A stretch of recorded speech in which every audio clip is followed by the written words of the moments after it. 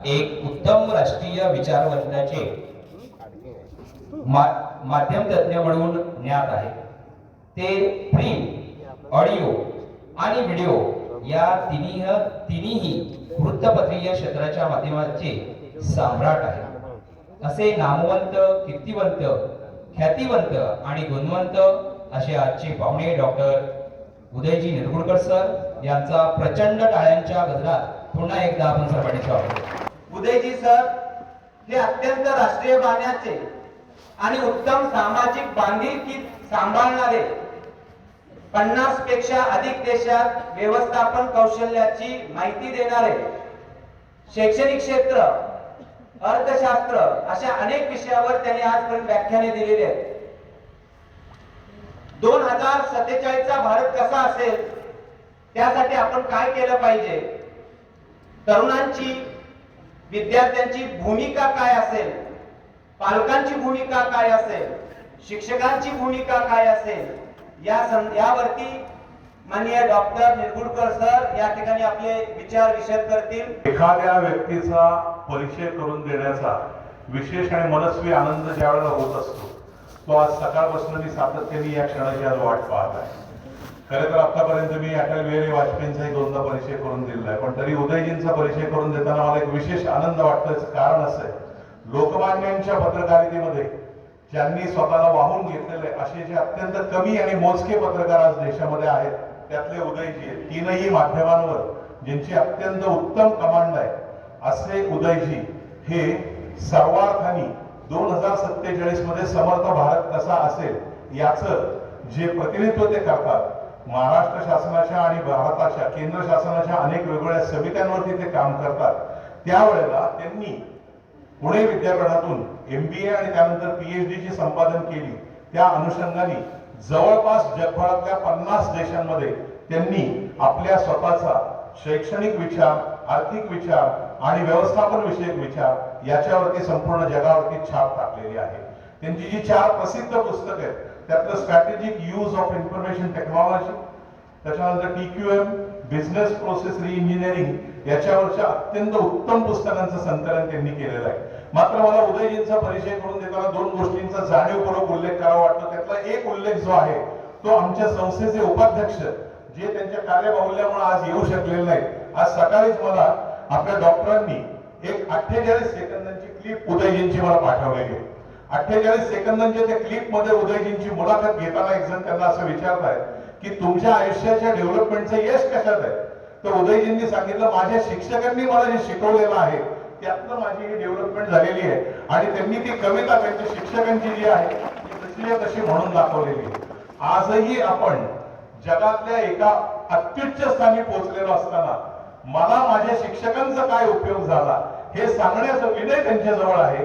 आणि त्याचबरोबर त्यांनी त्यांच्या आणि सुपर्ण वहिनींच्या अनेक गोष्टी मला स्वतःला माहिती आहेत। मी उदयजींबरोबर काही प्रसंगांमध्ये काम केलेलं आहे, पण आपल्या पत्नीचा अत्यंत गौरवानी आपल्या संपूर्ण करिअरच्या डेव्हलपमेंट मध्ये झालेला जो उपयोग आहे त्याचे गौरवोद्गार जे त्यांनी काढलेले तेही अत्यंत आदर्श असे आहेत। आणि त्यामुळे मला असं वाटतं की आज अत्यंत चांगला पाहुणा आपल्याला इथं आणून देण्यासाठी मी गिरीश सरांचे मनपूर्वक आभार व्यक्त करतो।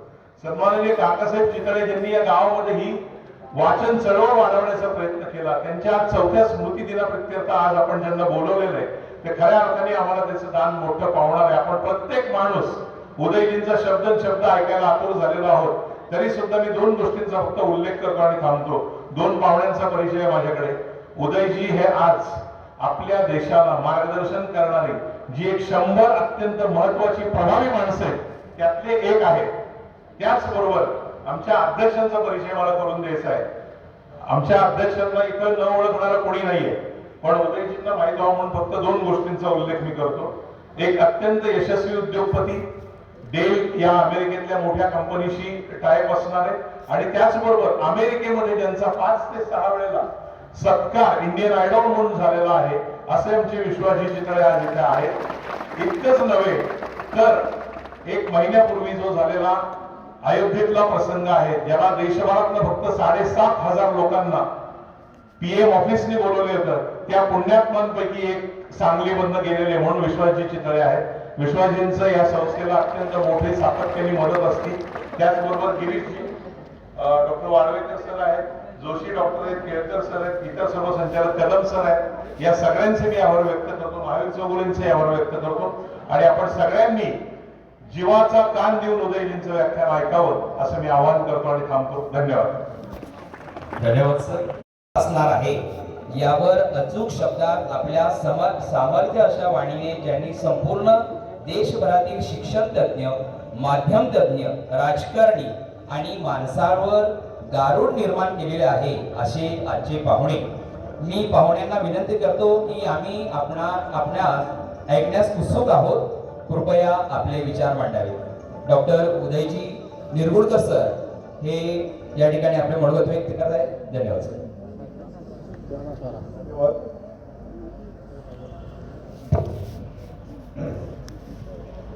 माझा आवाज शेवटपर्यंत येतोय?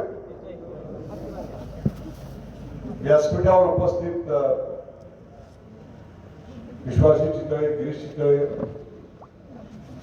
संपूर्ण भिलोडी शिक्षण संस्थेचं संचालक मंडळ, भिलोडीतले ग्रामस्थ, या शिक्षण संस्थेतले सर्व शिक्षक, शिक्षिका आणि विद्यार्थी मित्र मैत्रिणींनो, वाचनालयाच्या निमित्तानं होणाऱ्या या कार्यक्रमात सहभागी होताना मला विशेष आनंद होतो. याचं कारण ज्या गोष्टींनी माझ्या आयुष्यात सर्वात जास्त प्रभाव टाकला त्यात पहिलं स्थान माझ्या गुरुजनांचं, याचा उल्लेख इथे करण्यात आला. तो म्हणजे जे उत्तम शिक्षक मला लाभले, त्या शिक्षकांमुळे आज मी इथे आहे. त्यांनी जर माझ्यावर योग्य ते संस्कार केले नसते, शिस्त लावली नसती, तर कदाचित इतक्या विविध क्षेत्रामध्ये मी थोडंफार जे काम केलं ते करू शकलो नसतो. आणि दुसरं म्हणजे मी घडलो मी वाचलेल्या पुस्तकातून, त्या पुस्तकातून मिळालेल्या संस्कारातून, त्या पुस्तकांचा माझ्यावरच्या असलेल्या प्रभावातून मी घडलो. त्यामुळे वाचनालयाच्या कुठल्याही कार्यक्रमाला जाणे हे माझ्यासाठी आनंदाची पर्वणी असते.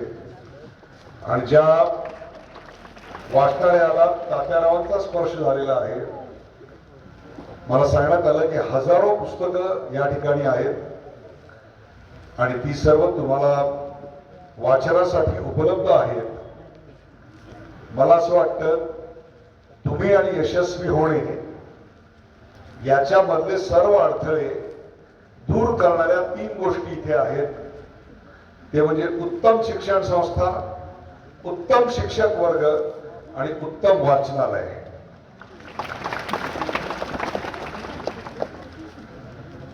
आज भारत 2047 सालचा या विषयावर मुद्दामून इथं बोलण्यासाठी आलो. याचं कारण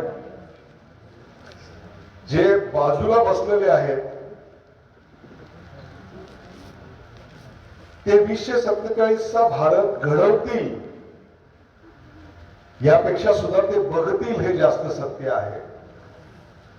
पण जर तो भारत कोण घडवणार असेल तर ती बसलेली समोर मुलं आणि मुली आहेत. याचं कारण इथं जर ऍव्हरेज एज 40 ते 45 धरलं तर साधारणतः भारताचं स्वातंत्र्य 100 वर्षाचा पूर्ण होईल त्यावेळेला हे बसलेले सगळेजण 75च्या पुढे गेलेले असतील आणि तुम्ही सगळेजण तुमच्या ऐन तारुण्यात 25-30 असाल. त्यामुळे खऱ्या अर्थानं या भारताचे 2047चे भाग्यविधाते कोण असतील तर स्टेजवरून बोलणारा मी, तुमच्यावर संस्कार करणारे शिक्षक यापेक्षा सुद्धा तुम्ही स्वतः आहात. आणि तुम्हाला तुमच्या समोरच्या संधींची, धोक्याची, परिस्थितीची, स्पर्धात्मक गुणवत्तेची जाणीव व्हायला पाहिजे. जे न्यूनगंड मनामध्ये आहेत ते न्यूनगंड दूर व्हायला हवेत, म्हणून मी खरं तर इथे उभा आहे. याला दुसरं एक आणखीन कारण असं आहे की एक 8-15 दिवसापूर्वी मला इथल्या एका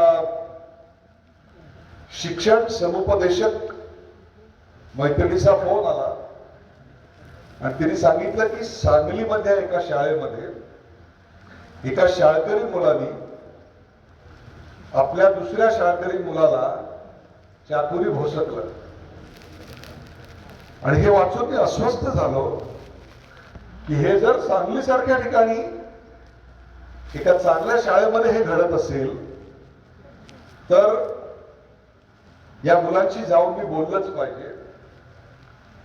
याचं कारण ज्या संधी आज तुमच्या समोर आहेत त्यातल्या 1% संधी सुद्धा ज्या काळात मी तुमच्या वयाचा होतो तेव्हा आमच्या वेळा नव्हत्या आणि गिरीशजी किंवा विश्वासजी शिकले तेव्हा तर मुळीच नव्हत्या. आज जर तुम्हाला जगात कोणाला फोन करायचा असेल, कुठली माहिती मिळवायची असेल तर ह्या मोबाईलचं एक बटन दाबलं की तुम्हाला इंटरनेटवर सगळ्याची माहिती मिळू शकते. मी जेव्हा तुमच्या वयाचा होतो तेव्हा ती माहिती मिळवण्याकरता आम्हाला ग्रंथालयातली अनेक पुस्तकं पान वाचायला लागायचं. त्या क्षेत्रातले मान्यवर असतील त्यांच्याकडे पोहोचायला लागायचं, त्यांच्याशी बोलायला लागायचं. आज हे सगळं तुम्हाला इंटरनेटच्या माध्यमातून एका क्षणात उपलब्ध आहे. इतक्या वेगानं हे सगळं बदलत आहे आणि हा बदलता भारत आणि त्या काळात जन्मलेले तुम्ही ही खरं तर परमेश्वरानं पाठवलेली सर्वोत्तम देणगी आहे या देशासाठी. मी नेहमी एक उदाहरण देतो की दूध गोड कसं करणार. साधं उत्तर आहे तुमच्यापैकी कोणीही सांगेल की दुधात साखर टाकणार. टाकून बघा दूध गोड होईल का. जोपर्यंत तुम्ही ते दूध ढवळत नाही तोपर्यंत ते दूध गोड होत नाही. हे ढवळणं, घुसळत ठेवणं, सतत स्वतःला परिस्थितीनुसार बदलत ठेवणं, नव्याचा स्वीकार करायला तयार असणं म्हणजेच 2047च्या भारताच्या निर्माण प्रक्रियेत सहभागी होणं आहे. एक लाकूड तोड्या होता, खूप शक्तिशाली होता. एका जंगलाच्या मालकाकडे गेला आणि म्हणला मी रोज 15 ते 16 झाडं तोडतो, मला नोकरी दे. त्या जंगल मालकाने सांगितलं रोज 5-6 झाडं तोडली तरी पुष्कळ झालं. तोडलं नाही, मी 15 ते 16 तोडणार आहे. खरंच पहिल्या दिवशी 15-16 तोडली, दुसऱ्या दिवशी तेवढीच तोडली, तिसऱ्या दिवशी तो आकडा 15-16चा 12-13 वर आला. मग 2-4 दिवसांनी 9-10 वर आला आणि शेवटी 4-5 वर येऊन थांबला. लाकूड तोड्या आपण तेवढेच प्रयत्न करतोय पण काही यश येईना. जंगलच्या मालकाला विचारलं काय झालं नेमकं. तोडला तू प्रयत्न तेवढेच करतोयस, फक्त जी कुऱ्हाड तू वापरतोयस त्या कुऱ्हाडीला धार केव्हा काढली होतीस, ती धार मोठट झाली. ही धार काढणं म्हणजेच वर्गात शिकणं आणि वाचनालयात जाऊन चिंतन आणि मनन करणं. त्याच्यातून एक वेगळी गोष्ट आपल्या समोर येऊ शकते जे आपल्या क्रमिक अभ्यासक्रमात नाही तरी देखील ते आपल्याला आयुष्यात उपयुक्त आहे. अशा शेकडो गोष्टींचा खजिना तुम्हाला या वाचनालयात मिळतो. ही धार काढण्याचा, तुमचं व्यक्तिमत्व बनवण्याचा एक अनुपम्य सोहळा वर्षभर ज्या जागेत चालतो, एक प्रकारे त्याच्या उद्यापनाचा त्या व्रताच्या आजचा दिवस आहे. आणि त्या उद्यापनाला एक चांगला पुरोहित म्हणून जर आपल्याला बोलवलं असेल तर ती संधी आपण गमावता कामा नये गुरुजी. म्हणून मी आज इकडे आलेलो. मी नेहमी असं म्हणतो की जे आयुष्यात जिंकतात ते वेगळ्या पद्धतीने विचार करतात. अर्जुनाला फक्त त्या पक्षाचा डोळा दिसत असतो, त्याला ते झाड पक्षी काहीही दिसत नसतं. मोहात पाडणाऱ्या शेकडो गोष्टींना जेव्हा तुम्ही नाही म्हणायला शिकता तेव्हाच तुम्ही हो कशाला म्हणायचं याचा स्वीकार करत असता. आज इतके मोहाचे गोष्टी तुमच्या आजूबाजूला आहेत. इंटरनेट आहे, त्याच्यावरचे चित्रपट आहेत, त्याच्यावरचे छोटे छोटे रील्स आहेत, फेसबुक आहे.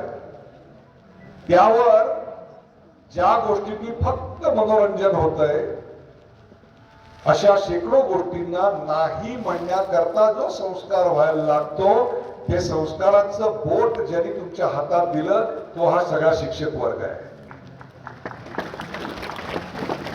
जो नहीं करना चाहिए वो आपको सिखाया जा रहा है. हे मी तुम्हाला अशा करता सांगतोय की वेळ फुकट घालवायची शेकडो साधनं उपलब्ध आहेत. एक हातात मोबाईल द्या, माणसाचं आयुष्य खराब झालं म्हणून सांगतात. पण त्याच मोबाईलचा वापर कसा करायचा हे जर शिकवलं तर तेच आयुष्य सद्गुणी लागू शकतं. आणि किती वेगानं हे बदलतंय तुम्हाला सांगतो. परवा सोलापूरला मला एका विद्यापीठात कार्यक्रमाला बोलवलं होतं. मी पुण्याला काही कामाकरता गेलो आणि नंतर काय वाटलं, ड्रायव्हरला माझी बॅग दिली, कोट काढून दिला आणि सांगितलं जा सोलापूर स्टेशनवर, मी ट्रेननी येतोय, मला ट्रेनवर घ्यायला ये. आणि मी जाऊन स्टेशनवर रेल्वेचं तिकीट काढलं, त्याला विचारलं सोलापूरची ट्रेन आहे का. तो म्हणलं एक अर्ध्या पाऊण तासाने येईल. आपलं चहा वगैरे पिऊन धावत गेलो, ट्रेन आली, पकडली, अनारक्षित डब्यात बसलो. मला पाहिल्यानंतर सगळ्यांना आश्चर्य वाटलं, सर तुम्ही अनारक्षित डब्यात कसे काय, सेकंड एसीच्या डब्यात, एअर कंडिशन डब्यात तुम्हाला नेतो. म्हटलं काय हरकत नाही, आज मला इथेच बसायचंय. बघा काय फरक पडलाय. माणूस टीसी आला, त्यांनी मला सांगितलं साहेब तुम्हाला नेतो.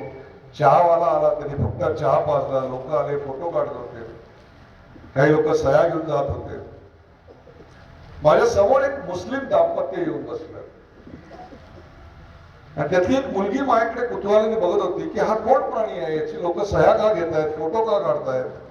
तिने मला विचारलं, तुमच्याच वयाची होती, काका तुमचा फोटो का काढताय. मी म्हटलं ते टीव्हीवर वगैरे दिसतो ना म्हणून. तिला काय वाटलं मी एखाद्या वेब सिरीज मध्ये काम करतो की काय. म्हटलं नाही, तेवढी वेळ माझ्यावर नाही आली, वेब सिरीज मध्ये काम करून जगायची वेळ नाही आली. तिला काही न्यूज चॅनल वगैरे काही माहित नव्हतं. तिच्या वडिलांना विचारलं काय करतात. छोटी मोठी कामं करत होते, अशिक्षित होते, आई पण अशिक्षित होती, 140 स्क्वेअर फीटच्या झोपडीत राहत होते. मुलगी काय करते तर म्हणजे उर्दू शाळेत शिकते. थोड्या वेळात ती मुलगी आपल्या आईच्या मोबाईलशी खेळायला लागली. आईने तो मोबाईल काढून घेतला. मग मी माझा मोबाईल दिला, म्हटलं खेळ याच्याशी. ती आई म्हणली हा खूप महागडा दिसतोय, हा फुटला तर काय करणार. म्हटलं काही फुटत नाही असतात, खेळ. त्या मुलीने मोबाईल हातात घेतला, पाहिला, मला परत दिला आणि मला म्हणली पासवर्ड टाका. म्हणजे टाक, मी सांगतो तुला. ना ना ना, आपला पासवर्ड कधी कोणाला सांगायचा नसतो. मी पासवर्ड टाकून दिला. तिने स्क्रीन पाहिला आणि त्याच्यावर भीम ऍप नव्हता. ती मला म्हणली काका याच्यात भीम ऍप नाहीये. तर मी खल्लील झालो, म्हटलं नाहीये. मी का नाहीये, आता काय माझ्याकडे याचं काही कारण नव्हतं. म्हटलं अगं ते डाउनलोड करायला वेळ नाही मिळाला. हे कारण फार सोपं असतं सांगायला की वेळ नाही मिळाला. आपल्याला कसा अभ्यास करायला वेळ मिळत नाही ना, तसंच आहे. तेवढी मी करून देऊ का डाउनलोड, करून दे. तिने ते डाउनलोड करून दिलं, ते कसं वापरायचं मला शिकवलं.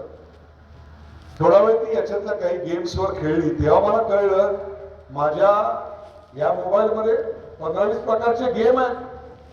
गिरीशवण्यात आम्ही पत्रकार ह्याच्यातनं गेम खेळत असतो वेगवेगळे.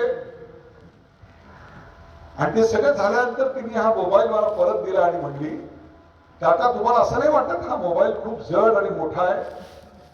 म्हटलं कसं काय, हा बघा माझ्या हातात मावतो, मी टाईप करू शकतो, सहज खेळू शकतो याच्याशी. ती म्हणजे तुमच्यासारख्या मोठ्या माणसाच्या मोठ्या हाताला ठीक आहे, पण माझ्यासारख्या छोट्या मुलीच्या छोट्या हाताला हा खूप जड आणि मोठा आहे. मी जेव्हा मोठी होईल तेव्हा मोबाईल सायंटिस्ट बनीन आणि याला अर्ध्या साईजचा आणि डबल पॉवरचा करेल. काय विचार आहे बघा, एखाद्या गोष्टीकडे बघायची दृष्टी काय आहे बघा. आणि ती सुद्धा समाजाच्या कुठल्या स्तरातून आलेली होती, जिने गावाची वेस सुद्धा कधी ओलांडलेली नव्हती, जिच्या घरात साधा टेलिव्हिजन सुद्धा नव्हता, त्या घरातली मुलगी आपण आयुष्यात मोठं झाल्यानंतर काय करणार आणि समाजाला आणि लहान मुलांना उपयुक्त असं संशोधन काय करणार हे मला सांगत होते. मला असं वाटतं ही जी ठिणगी आहे, काहीतरी वेगळं करायची धडपड आहे, ही ठिणगी तुमच्यापैकी प्रत्येकामध्ये आहे. सवाल आहे ही ठिणगी सतत तेवत ठेवण्यासाठी तुम्ही तुमच्या रोजच्या जीवनशैलीत काही बदल करणार आहात की नाही. का तुम्ही पुन्हा तेच आहे की सकाळी शाळेत जायच्या वेळेला आईला उठवायला लागतंय, अरे उठ रे, अगं उठ ग.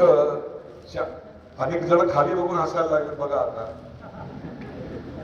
मी तुमच्याबद्दल म्हणत नाही, तुम्ही सगळे लवकर उठता, 5:30ला सगळे उठता, गजर न लावता उठता, बरोबर ना.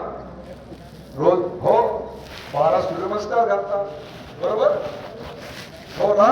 कटकट न करता दूध पिता, बरोबर आहे ना. सगळ्या गृहपाठ अर्ध्या रात्री करून ठेवता. तुम्ही टीव्हीवर वायफाय काही बघत नाही, तुम्ही इंटरनेटवर फालतू वेळ घालवत नाही, बरोबर आहे. हे सगळं आपण करतो की नाही. आता ह्याला कळत नाही हो बोलावं का नाही बोलावं, पाहुणा तर काय बोलावला असं, विकेट काढतोय का विकेट घेतो हेच कळत नाही. हे सगळं आपण करत असतो. आणि लक्षात ठेवा, जे विजेते असतात ते अशा प्रकारे वेळ वाया घालवत नाही. त्या छोट्याशा मुस्लिम घरातल्या मुलीला स्वप्न होतं की आपण मोबाईल हा छोटा आणि जास्त ताकदीचा करून दाखवला पाहिजे. तसंच एक छोटस स्वप्न तुमच्यापैकी प्रत्येकाच्या मनात निश्चित असेल. कोणाला उत्तम शेतकरी व्हायचं असतं, कोणाला उत्तम गोठा बांधायचा असतो, कोणाला उत्तम IT इंजिनियर व्हायचं असतं, कोणाला उत्तम शिक्षिका व्हायचं असतं. दुर्दैव आहे आपल्याकडे की अभ्यासात चांगले मार्क मिळाले की आम्हाला डॉक्टर इंजिनियर व्हावं असं वाटतं, पण चांगला शिक्षक किंवा शिक्षिका व्हावं असं वाटत नाही. आज मी जो इकडे उभा आहे तो माझ्या आयुष्यात आलेल्या उत्तम शिक्षिकांमुळे आहे. जर उत्तम शिक्षक निर्माण झाले नाहीत तर उत्तम विद्यार्थी निर्माण होणार नाही. त्यामुळे तुमच्यापैकी काही जणांनी उत्तम शिक्षक होणे म्हणजेच 2047चा भारत तयार करणं आहे.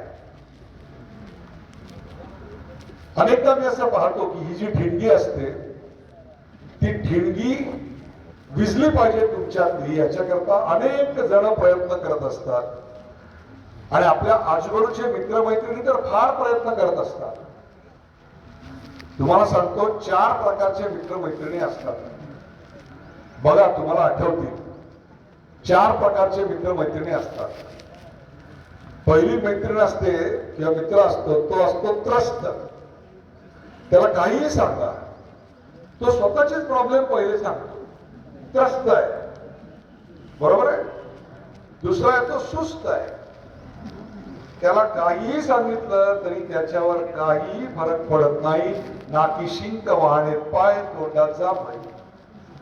सुस्त आहे, त्रस्त आहे. तिसरा एक मित्र मैत्रीण असते, ते असतात व्यस्त, खूप बिझी, कायम बिझी. असं असतात की नाही आजूबाजूला विचार करा, ते सगळे जर मागच्या मुलीकडे बघायला लागते, ती मी नाही. व्यस्त, कायम बिझी, कधी गृहपाठ केलेला नसतो, कधी आईला घरी मदत केलेली नसते, पण तरी कायम बिझी. म्हणजे तुम्हाला सांगतो, मोबाईल हातात घेतील, वरती खाली करत बसतील आणि म्हणतील मी बिझी आहे. असा एक मोठा वर्ग या ठिकाणी आहे. पण चौथा वर्ग त्रस्त नसतो, व्यस्त नसतो, सुस्त नसतो. त्याच्या घरी अनेक प्रॉब्लेम असतात, सगळ्याचाच अभाव असतो. पण त्या सगळ्यावर मात करून तो प्रत्येक वेळी म्हणतो, काय मदत पाहिजे सांगा, मी करतो. 5% लोक असे असतात, त्यांना मस्त असं म्हणतात. आता हे तुम्हाला ठरवायचंय, तुम्हाला त्रस्त व्हायचंय, सुस्त व्हायचंय, व्यस्त व्हायचंय का मस्त व्हायचंय. काही मुलामुलींना भेटल्यानंतर अंगावर विरजण पडल्यासारखं वाटतं. म्हणजे त्यांचा निरुत्साह आपल्या अंगात भिनायला लागतो. त्याला सांगा, अरे ते परीक्षा डिक्लेअर झाली, आता अभ्यास करायला पाहिजे, अमुक करायला पाहिजे. असं काय, परीक्षा आली का, बरोबर ना, असे असतात की नाही. काय होणार आहे अभ्यास करून, कोणाचं भलं झालं, अभ्यास करून काय भलं होतं का. असा एक वर्ग आहे. परंतु एक वर्ग असा असतो की ज्याचा आपल्या प्रयत्नावर आणि अभ्यासावर विश्वास असतो. तुम्हाला ठरवायचं आहे तुमच्या बाजूचा मित्र किंवा मैत्रीण ही कशी असली पाहिजे. मी तुम्हाला अशा करता सांगतोय की जेव्हा आपण म्हणतो की जागतिक स्पर्धा आहे, जागतिक स्पर्धा आहे, याचा अर्थ वर्गातला पहिला नंबर महत्वाचा नव्हे, जगातल्या पहिल्या नंबराला महत्व असणार आहे. आणि त्याकरता मी काही तुम्हाला ट्रिक्स सांगणार आहे. त्यापैकी किती ट्रिक्स तुम्ही घरी वापरता ठरवा. एक काम करा, आपल्याला इतिहास भूगोल हे 2 धडे आहेत, बरोबर. ही 2 पुस्तकं आहेत. गणिताचं पुस्तक आहे, मराठीचं पुस्तक आहे, इंग्रजीचं पुस्तक आहे. ही सगळी पुस्तकं अशी समोर मांडा एकदा घरी आणि एक पान नंबर ठरवा. पान नंबर 17 ते 27, 10 ते 20 किंवा धडा 2रा 3रा किंवा 5वा 6वा धडा प्रत्येक पुस्तकातला. पहिले मराठीतल्या पुस्तकातला वाचा, मग गणितातला वाचा, मग इतिहासातला वाचा, मग भूगोलातला वाचा. आणि सगळं वाचून झाल्यानंतर पहिल्या पुस्तकात काय वाचलं ते आठवून बघा. मग कळेल कॉन्सन्ट्रेशन म्हणजे काय. जर जगातलं सर्वोत्तम व्हायचं असेल तर आपलं कॉन्सन्ट्रेशन सुद्धा जगातलं सर्वोत्तम असलं पाहिजे. त्याकरता हा एक्सरसाइज आहे, करून बघा.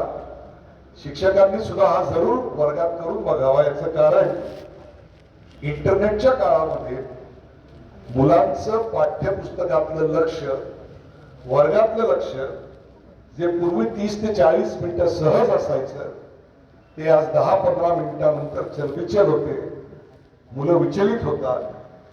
घरोघरच्या समस्या, विभक्त कुटुंब पद्धती, घरी आजोबांचं असणं अथवा नसणं, एकच मूल, घराघरातली भांडणं, काही ठिकाणी आलेली गरिबी, या सगळ्याचा परिणाम म्हणून आणि टेलिव्हिजनवर सातत्यानं दिसणारा हिंसाचार, सतत बदलती चित्र, यामुळे अटेन्शन स्पॅन कमी झालेला आहे. आणि जर 2047चा भारत घडवायचा असेल तर दीर्घ काळपर्यंत संशोधन करू शकणारे संशोधक जर निर्माण करायचे असतील तर या एक्सरसाइज पासून सुरुवात करा. 40 मिनिटं सलग विविध विषय आपण वाचू शकतो का, आणि ते वाचले तर लक्षात ठेवू शकतो का. याचं कारण एकच विषयाची 40 पानं वाचणं आणि 4 विषयांची 10-10 पानं वाचणं आणि नंतर ते लक्षात ठेवणं, यात जमीन आसमानाचा फरक आहे. करके देखो. दुसरी एक संधी तुमच्या पिढीला विलक्षण खुणावती आहे, ती म्हणजे इन्फॉर्मेशन टेक्नॉलॉजी या क्षेत्राची.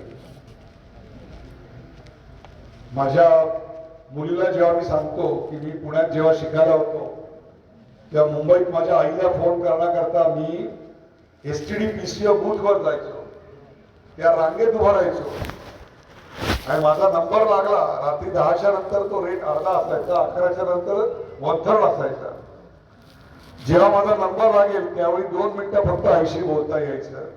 तेव्हा तिला कळत नाही आपला बाप कधी जन्माला आला होता, कारण तुमच्या पिढीनं STD PCO बूथच बघितलेला नाही. याचं कारण मोबाईलवरनं एका मिनिटात पाहिजे त्या मामा मावशीशी एका क्षणात बोलता येतं, व्हिडिओ कॉल करता येतो, बरोबर आहे, हे सगळं बघता येतं. त्या माहिती तंत्रज्ञानाचा उपयोग आपण आपल्या अभ्यासासाठी, आपण आपल्या जाणीवा अधिक समृद्ध करण्यासाठी आपण करू शकतो का? समजा तुम्हाला एक पावसाची कविता आहे, तर त्या पावसाची एकमेव जगात कविता आहे का मला सांगा. ये रे रे पावसा तुला देतो पैसा, पैसा झाला खोटा, पाऊस आला मोठा, येगे येग सरी माझे मडके बळी, सर आली धावून मडके गेले वाहून, एवढी एकच कविता आहे का? नाही. मग जर तुम्ही इंटरनेटवर गेलात आणि पावसाच्या कविता असं टाईप केलं तर तुम्हाला 100 कवींच्या 100 कविता येतात आणि प्रत्येक कवीचा पाऊस मग वेगळा दिसतो. नादो महानोरांचा पाऊस सांगतो, पक्ष्यांचे लक्ष धवे गगनाला पंख नवे, पक्ष्यांचे लक्ष धवे गगनाला पंख नवे, वाऱ्यावर गंधभार भरलेले ओचे, झाडांवर लद बदले बहर कांचनाचे, धनवाद गाजत ये थेंब अमृताचे. तर बोरकरांचा क्षितिजे आले भरते ग, घरात कुंकुम गिरते ग, आभाळ अंबर अवघे झुंबर हवेत अत्तर तरते ग, लाजन झाली धरती ग, साजन काठा वरती ग, उन्हाच पान पनात गान बोला मन थरथरते ग, क्षितिजे आले भरते ग. आला आषाढ श्रावण आल्या पावसाच्या सरी, आला आषाढ श्रावण आल्या पावसाच्या घरी, किती चातक चोची न प्यावा वर्षा ऋतू करी. आणि खिन्न करणारी आई गेल्यानंतर पडलेल्या पावसाची आठवण करणारी ग्रेसची कविता असते. ती गेली तेव्हा रिमझिम पाऊस निनादत होता, मेघात अडकली किरणे हा सूर्य सोडवित होता.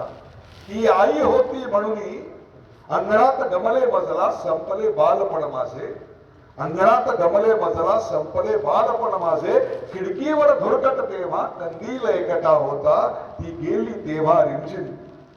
याची गोष्ट अशी आहे, या मुलाला खेळण्याची आवड होती, शाळा बुडवून तो रानात खेळायला जायचा. आईला राग आला आणि ताप्या कंदिलाच्या दिव्याची काच त्याने तिच्या गालावर लावली, त्याचा वळ उमटला, मुलगा कळवळला, आईने त्याला पोटाशी धरलं, आईचे अश्रू त्याच्या गालावर ओघळायला लागले. म्हणून तो म्हणतो, अंगणात गमले मजला संपले बालपण माझे, खिडकीवर धुरकट तेव्हा कंदील एकटा होता, ती गेली तेव्हा रिमझिम पाऊस निनादत होता.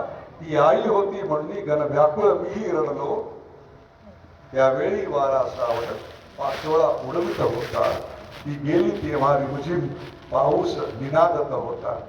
पावसाच्या किती छटा आहेत. मग आम्ही फक्त एकच पाऊस शिकणार आहोत? आमच्या आसपासच्या गावात किती पाऊस पडतो म्हणजे शेती चांगली होते आणि किती पाऊस कमी झाला की शेती चांगली होत नाही, याची माहिती आज इंटरनेटवर उपलब्ध आहे. तुमच्यापैकी किती लोकांना असं वाटतं की यावर आपण काहीतरी प्रोजेक्ट केला पाहिजे? येत्या काळामध्ये अभ्यासक्रमात क्रमिक पुस्तकात जे आहे त्या व्यतिरिक्त तुम्ही आजूबाजूच्या वातावरणाचं ज्ञान किती गोळा केलं यावर तुमचं भवितव्य हे अधिक ठरणार आहे. म्हणून मी हे आवर्जून तुम्हाला सांगतोय की माहिती तंत्रज्ञानाच्या काळात ही माहिती मिळवणं अत्यंत सोपं झालेलं आहे. ही माहिती मिळवण्याकरता म्हणून तुम्ही तुमच्या वर्गमित्र मैत्रिणींनी एकत्र येऊन प्रोजेक्ट करण्याला मी फार महत्व देतो. मग असं का वाटत नाही आपल्याला की दरवर्षी एखाद्या मुलाचा आपल्या वर्गातला वाढदिवस असेल तर आपण काहीतरी खाऊ वाटतो, काय करतो, अमुक करतो, तमुक करतो. त्याऐवजी त्या मुलानं त्या खेळून घेताना त्या दिवशी एक झाड आणावं, आणि या शाळेच्या आजूबाजूच्या वातावरणामध्ये त्यांनी ते झाड लावावं आणि ते झाड अख्ख्या वर्गानं वाढवावं. एका वर्गात जर 25 मुलं असतील तर वर्षभरात त्या वर्गाची 25 झाडं होतील आणि तुम्ही जेव्हा 10-12 वर्षांनी 15 वर्षांनी या शाळेत परत याल तेव्हा तुमची आठवण त्या झाडाच्या रूपानं या वास्तूत राहिलेली असेल. मे महिन्याच्या सुट्टीत आपल्या प्रत्येकाच्या घरी आंबे येतात, चिकू येतात, फणस येतात. साधी गोष्ट आहे, त्याच्या बिया गोळा करा, त्या बिया सुकवा आणि शाळेच्या पहिल्या दिवशी येताना त्या घेऊन या.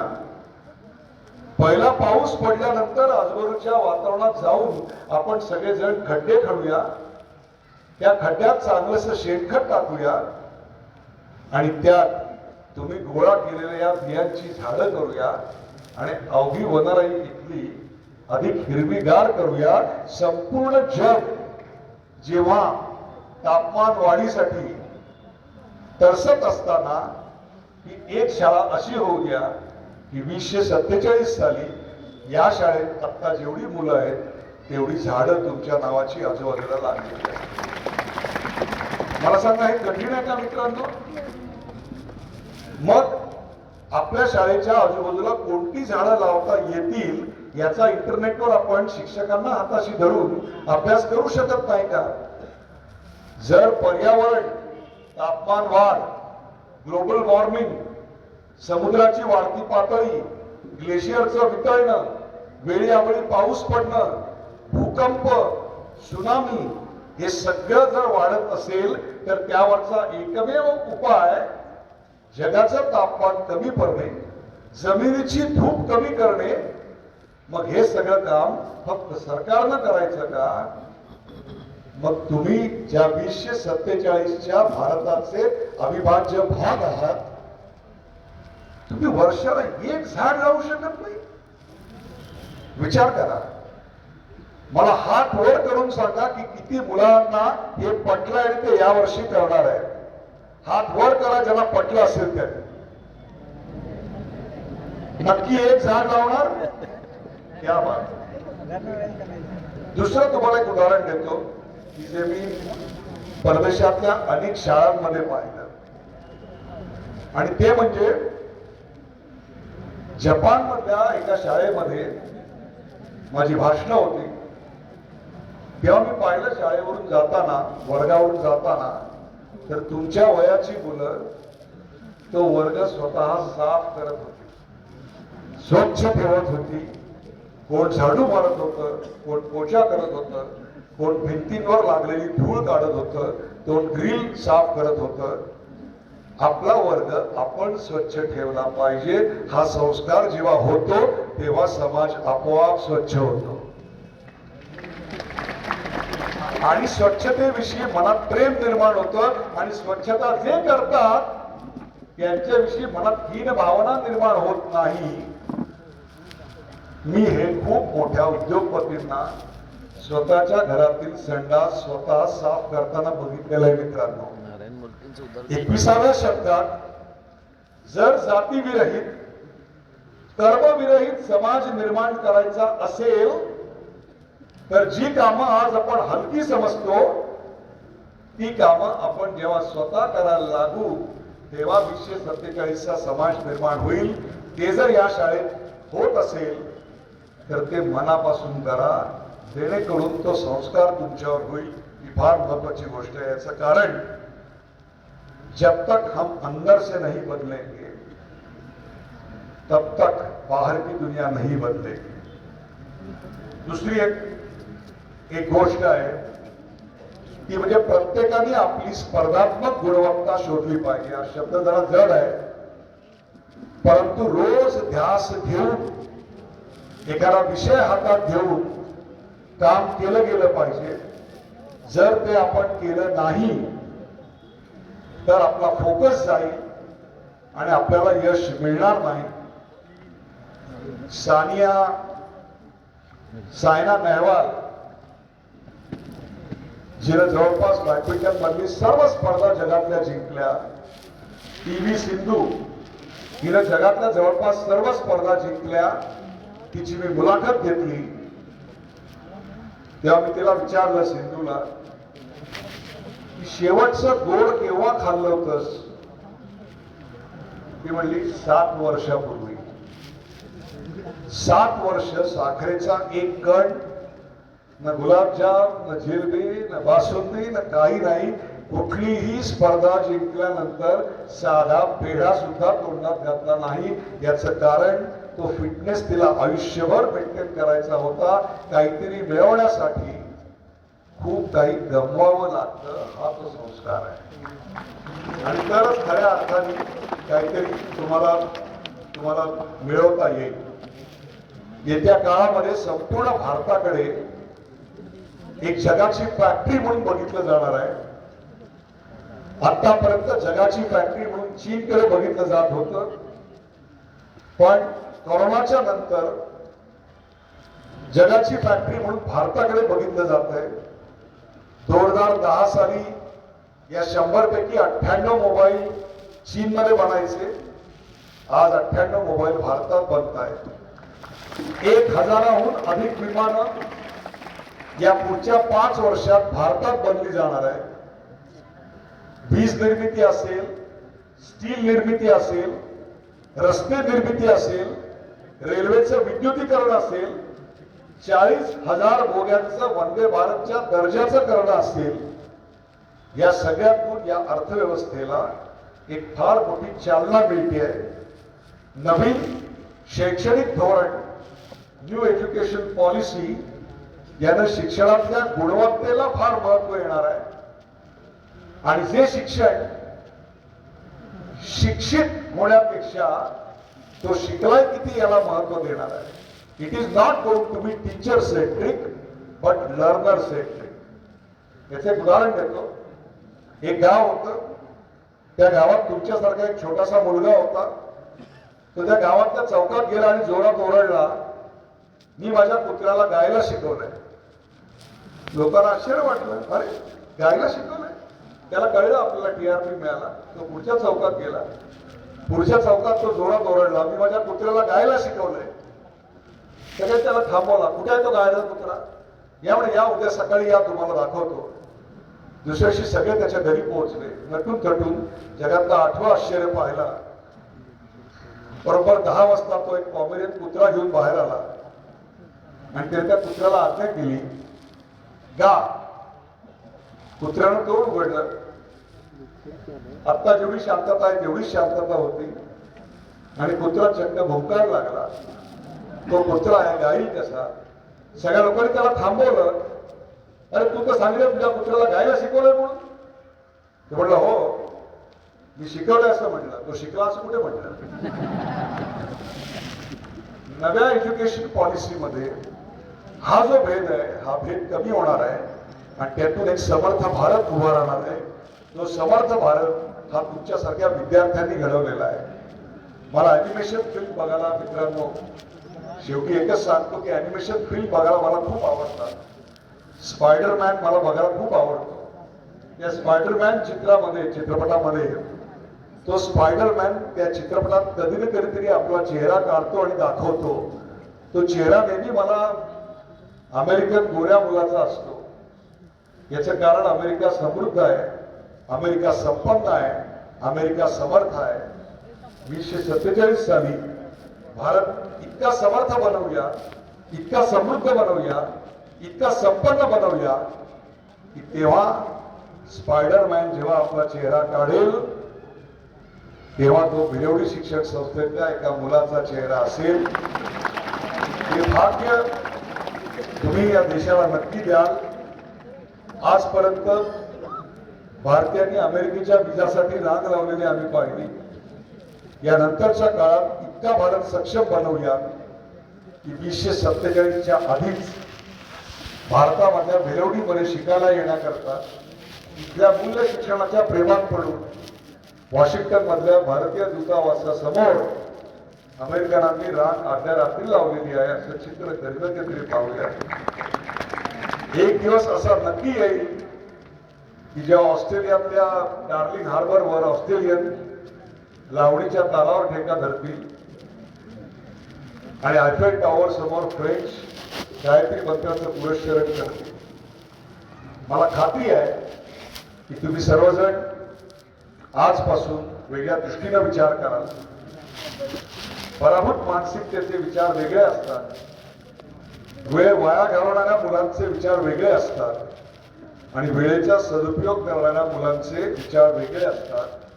मी माझ्यासाठी कोण काय करतंय यापेक्षा मी माझ्या शाळेसाठी, माझ्या शिक्षकांसाठी काय करतोय, माझ्या वातावरणासाठी काय करतोय, हा विचार जेव्हा येईल तेव्हा खऱ्या अर्थानं समृद्ध भारत घडेल.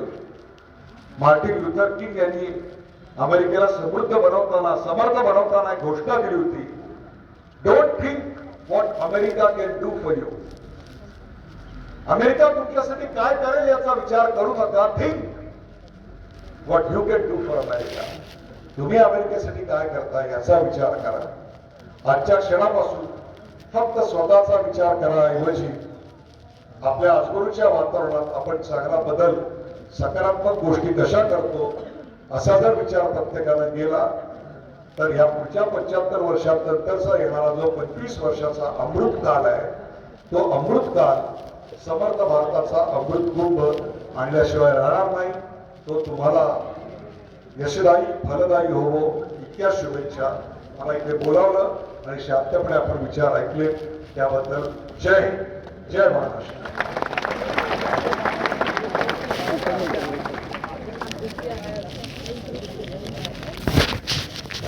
हॅलो, धन्यवाद सर.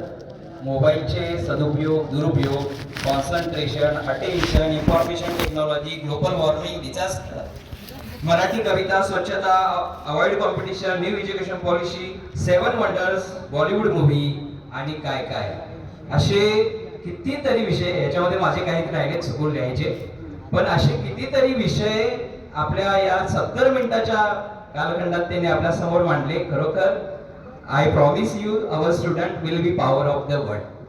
Thank you sir. आपले मौलिक मार्गदर्शन खूप आम्हाला भावलेलं आहे आणि आमचे विद्यार्थी नक्कीच त्याचा उपयोग करून घेतील.